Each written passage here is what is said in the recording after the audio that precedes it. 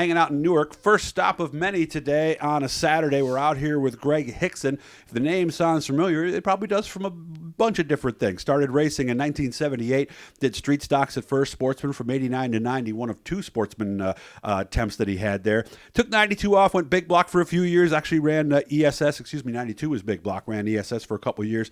Mr. Dirt champion in sportsman division in 91. He's got his helmet down there that he wore on that day too. And also came back for one last swan song, so to speak, 06 to 08, around 50 wins in his career. He's been a race director now for 10 years. Paradise was where it all started. He was an outlaw, did some stuff for CRSA, Land of Legends, and Freedom, and he's currently the Land of Legends race director. I see him and hear him a lot over there at night. Greg Hixson joining us here.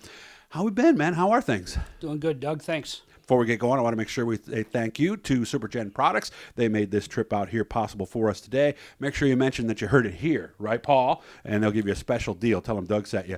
So let's go all the way back. 1978. You would have been, I believe, 17 years old, right? I was 18. 18. All right, your birthday was a little early. So what brings an 18-year-old kid in the 70s to get himself a race car? Well, I went to the races since I was 3 years old. My mom and dad were really big into racing, and like many people, it became an addiction to me. Growing up as a kid, I loved to play sports. I played football and baseball and stuff like that, but I always wanted to race cars. Gotcha. What was the track you went to as a kid?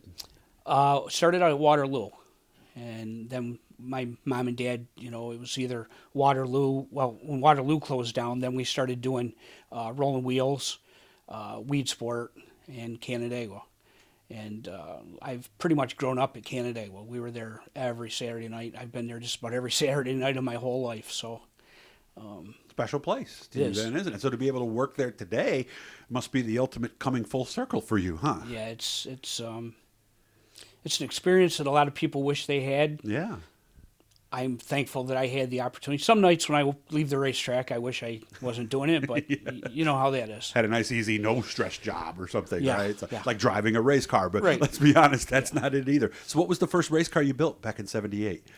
I believe it was a 1968 Biscayne. It had a four-cylinder in it, actually. Really? And I didn't even know they put a four-cylinder in those Chevy Biscaynes. It was, and I'm sorry, it was a six-cylinder in that. Okay. And we went out and raced it just to see if it was something that I would like to do or could do. And the next year we got a car. I believe it was a Chevelle, and they had an 8-cylinder in it. And it just went from there, Mm-hmm. By the way, I just noticed the picture behind you. I forgot you drove vintage cars a few times, too. I did. I drove Paul's car a few times. Mm-hmm. I forgot about that. So what made you move to sportsman? Because in 89, was that about when it started to come out, or was it a couple years before that? It was. I did it the second year. Second year? Yep. Were there a lot of sportsmen then? Yeah. So it hit hard, and people wanted to do it, huh? Oh, yeah. Yeah, it was. The sportsman division ended up being just like it is now. A lot of cars, a lot of competition. The first year there were, I don't know exactly how many, but there were 10 maybe. And then the next year it really took off because it was, at that point, it was pretty economical to get in and drive a modified type car. Mm-hmm.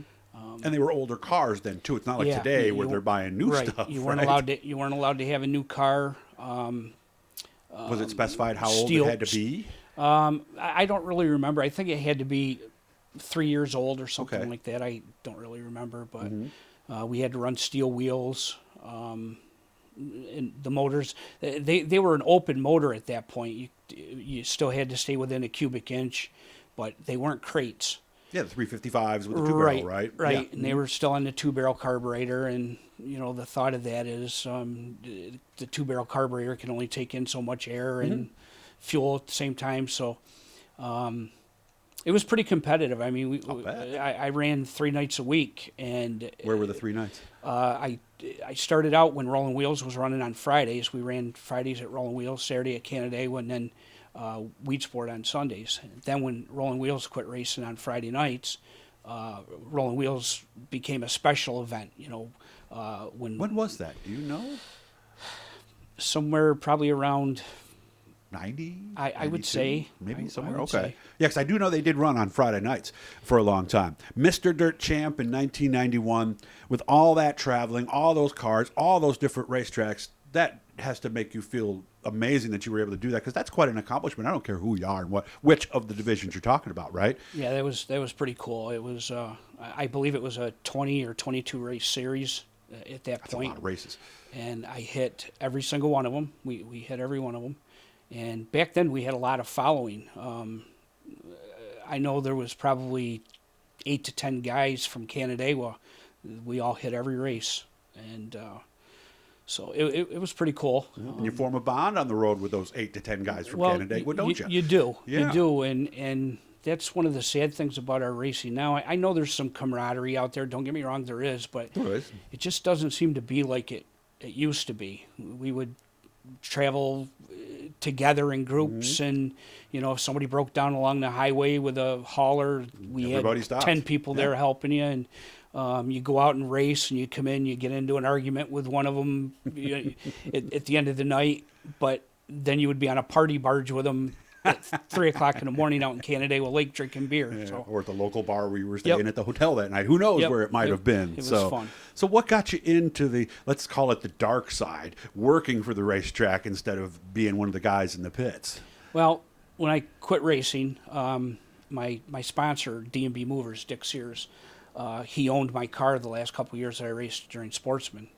And he got sick and passed away, so I kind of lost that ride. And that's when I went to the big block division. And trying to recoup sponsorship at that point was really hard. And I'll admit, I bit off more than I could chew moving from the Sportsman division to the big blocks. It was probably one of the dumbest moves that I made at that point. But, having said that, it is what it is. Then I ended up not racing for a couple years, and Gary Plone needed somebody to run his racetrack over at his track for they were running race cars on Friday nights, motorcycles and go-karts on Saturdays. So I did both nights, and that's where I actually started my race directing part of it. And obviously being a racer had to help you in that position, right? Or did it? Yeah, I think it did. I try to have a little compassion for the racers in certain things, and being a race director is a tough gig. It is. It really is. Race director, flagger, pit steward, and as Paul pointed out too, promoter, probably the 3-4 toughest jobs at the track, because you make a bad decision and you can't just escape that tower. They're going to find you. And it's very tough. Yeah. Because you try to be as fair as possible. You want to follow the rules. You have to follow the rules.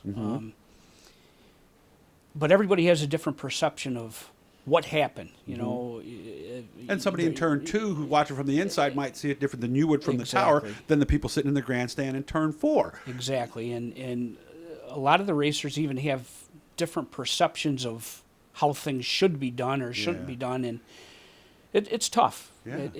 It's tough. We only got maybe like a minute and a half left. What are some of the toughest situations as a race director that make you sit there and go, oh, man? Well, I don't know. As a race director, and rain nights are absolutely terrible. We had a long one this year at Canandaigua. Right. Rained until like 6:30 that one night. You get there, you got part of the heat's in, and you're looking at the weather and the radar saying, okay, 10 minutes from now it's going to be sunny, and then all of a sudden 15 minutes go by, half an hour go by, and it's still raining, and you got to try to decide that night. where you're going to. That part is really tough. Yeah. As far as the racing part of it, when there's a bad wreck or something like that, trying to make sure that you can get racers away from the scene and get your safety crew there, and it seems like 20 minutes while you're waiting for your safety crew to come on the radio and let you know that a driver's okay.